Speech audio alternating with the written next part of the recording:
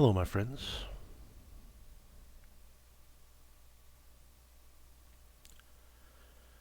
This will be a 10-part series, really on the basics of Vedanta.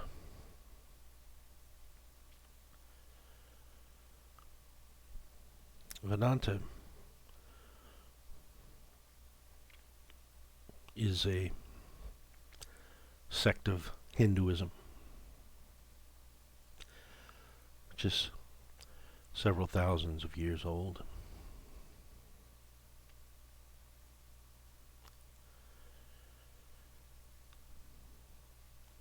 And Vedanta really speaks to the basic problem that we have. Why we start out with materiality, material search, and why we move to spirituality sometimes. We are trying to complete ourselves. We are trying to find something that's missing. And we are using material things to fill that hole. But that doesn't really last very long. Those things always change, they break, they're lost, they're stolen, they wear out. We get tired of them, we buy new ones, replace the old ones. Nothing stays the same. We can never hold on to anything that seems to make us happy. After we tire of this material pursuit, we sometimes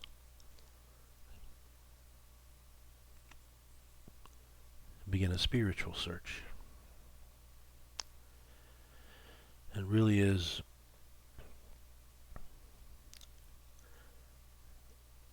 because of the feeling of limitation that we have, the feeling of inadequacy, the feeling that something's missing,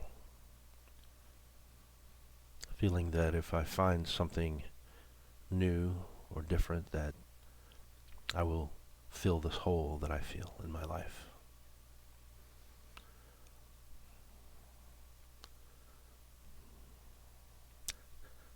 So it really is this basic sense of limitation that we feel, and that sense of limitation is inherent in the way that we believe about ourselves.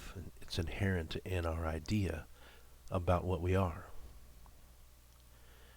We believe that we are a finite existence, a separate existence, an existence which began at a particular day and time.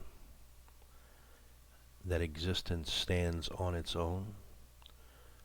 That existence exists for a while, and then it will come to an end at some point.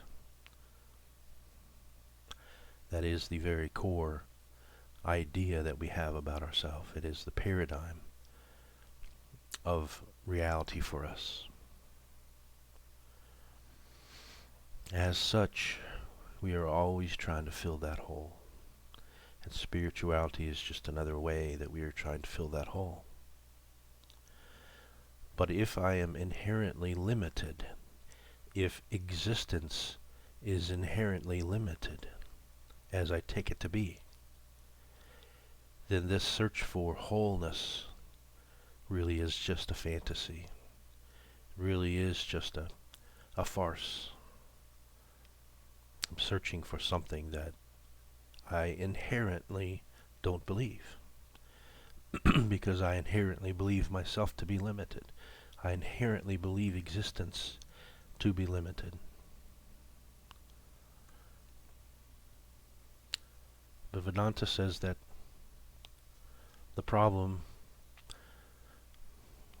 is not that you are an independent individual, an independent existence, and you have to find limitless, find wholeness, find oneness. The problem is that the idea that existence is limited or finite is false from the beginning. It is already false. It never was true. Therefore, it is only an incorrect idea that I have about my existence, which leads to this idea that I must find wholeness.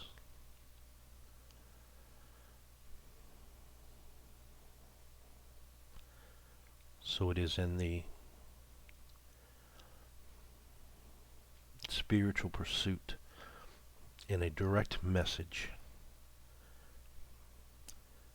in which we may be pointed to investigating that idea of split, divided existence, finite existence, existence which can come into existence.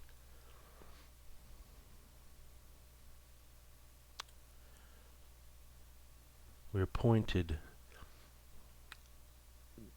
to the fact that reality never was divided, that reality is already whole, and that it is only my idea about existence which is false.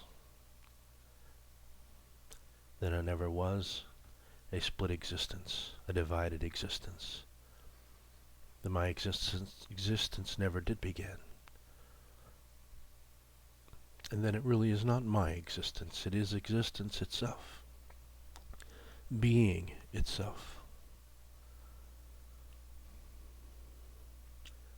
which is the reality.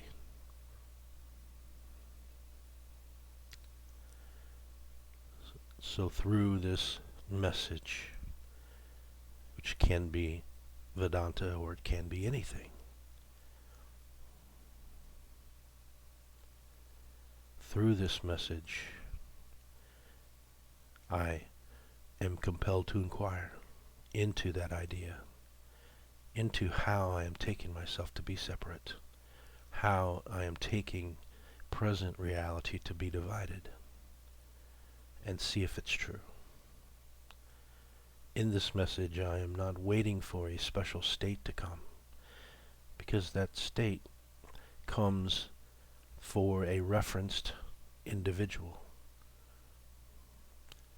It is always an individual entity or existence which is referenced as the recipient of that special state.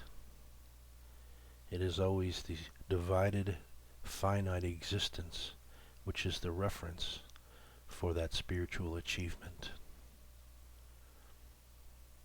So in this message, I am not looking for a specific special spiritual state or experience, but I am looking at the mechanism by which I believe myself to be limited, the ideas that I have, and how are those ideas constructed? Where are they constructed? How is that idea of myself built? And is it true? It is an honest and open inquiry. It is asking questions that we never thought to ask. It is shining a light in the dark places that we never thought to inquire into. It is questioning the very foundation of our own existence as we take it to be. So stay tuned for the next parts of this, where we will dive deeper into this inquiry, deeper into this questioning, and with openness and honesty,